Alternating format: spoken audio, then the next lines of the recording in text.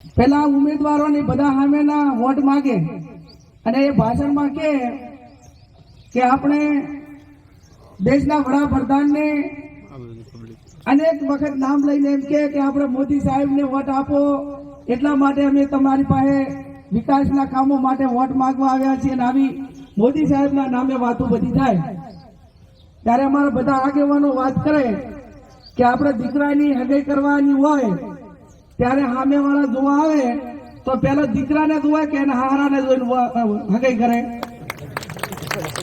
પેલા તો મૂર્તિયાને જોવાય ને કે ભાઈ આ મૂર્તિઓ પસંદ છે, પછી મિલકત એના હારાની કેટલી છે બરોબર. પેલી શરૂઆતમાં તો પસંદ આવવું જોઈએ કે ના આવવું જોઈએ?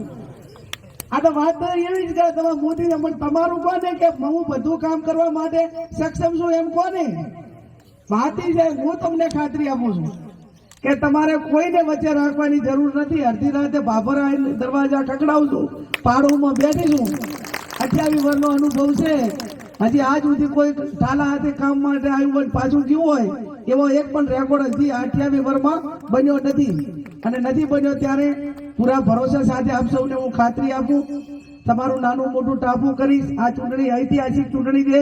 આ જેટલો માહોલ તમે અહીંયા અત્યારે બનાવ્યો છે એનાથી ડબલ તમારે ત્યાં 15મી તારીખે ફોર્મ ભરવા માટે આવવાનું છે અને ફોર્મ ભરવા માટે એક દાડો હસે દસે થઈને ફરજિયાત આવવાનું છે. ફરજિયાત એટલા માટે આવવાનું છે કે આપણે મોટી લીડથી જીતવાનું છે ને, હાથ કરો મોટી લીડથી જીતવાનું હોય તો પછી આજ એક દાડો તડકો ખમ્યો એવો ને એવો 15 તારીખે એક દાડો તડકો ખમશો ને.